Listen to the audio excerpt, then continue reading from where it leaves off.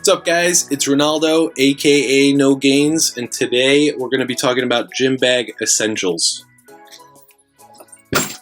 First thing, what do we got in here? Not cocaine, but chalk ball that I keep in a Ziploc bag.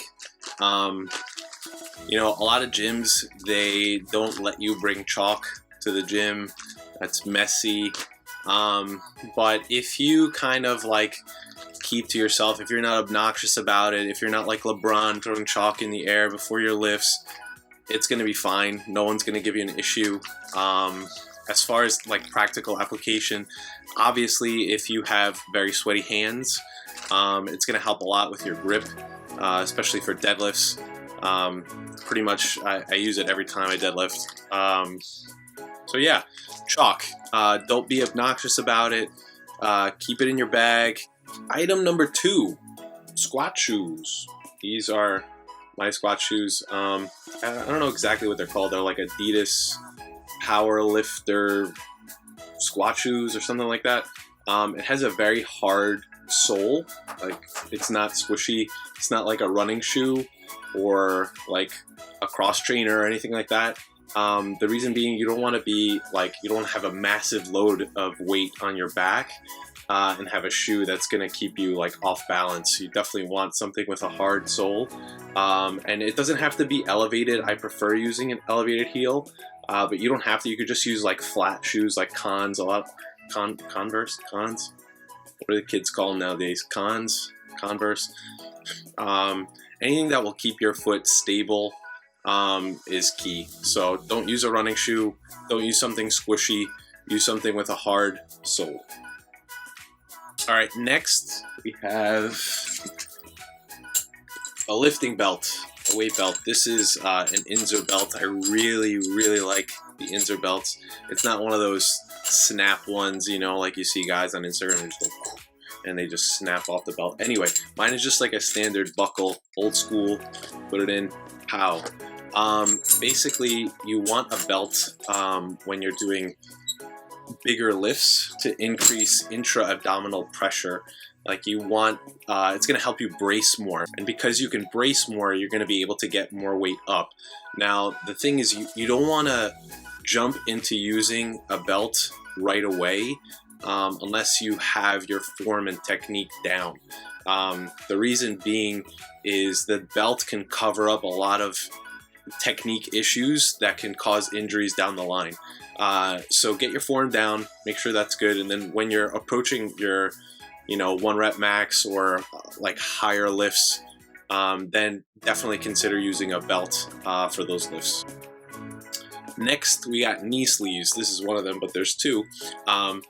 And this one is not smelling its best. You need to wash this like every time after leg day. So yeah, I use knee sleeves when I squat. It keeps my knee like super warm, both of them. So that helps with the blood flow. It also compresses like around the kneecap area, so everything kind of stays in line. I used to squat without these, but for me, it just felt so much better squatting with them that I haven't gone back to not using them on leg days. So knee sleeves are another essential for me. I think they could be a game changer for you too. Just remember to wash them like every time you use them because they get to smell really bad. So next, little shaker bottle. I fill it with water. I usually sip on pre-workout while I'm lifting. This is not a plug for Ghost. I like their products though, they're pretty good. So definitely make sure you have something like a water bottle, or yeah, bring a water bottle. It's a good idea. So stay hydrated, definitely be drinking during your lifts. Another essential that I'm sure all of you have are headphones. These are like pretty cheap. I got these on Amazon for like $40, but they really like cancel out a lot of sound. The music is really good. Definitely, I mean, I don't know what they play in gyms. It's like pretty terrible though whenever my headphones go out and I have to listen to like NSYNC song or so. I don't know. It's rough. You can't really lift to that stuff. You can't really get hyped up. I'm sure most of you guys already like use headphones, so this is kind of like 101. And if you don't, you're really missing out. Use headphones. Definitely do that. Okay. I think that's everything. A lot of people ask me if I use like straps. Like I'm not a big fan of straps. I just never have been. I feel like I like the forearm development I get when I'm not relying on them. And over time, like my grip strength is really good. The only time I fail is with like my hands being sweaty, but that's what the chalk is for. So I've never really needed straps, but I know a lot of guys that use them. So if your grip does fail you before the muscle actually fails you, like for a lot of back exercises, I'll see a lot of guys using straps. Try them. For me, I don't need them. I feel like the forearm development I get without them is like really what I'm looking for anyway.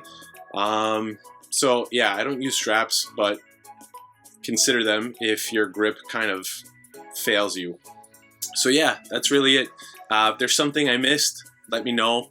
Thank you guys so much for supporting so far. I really hope these are helping you.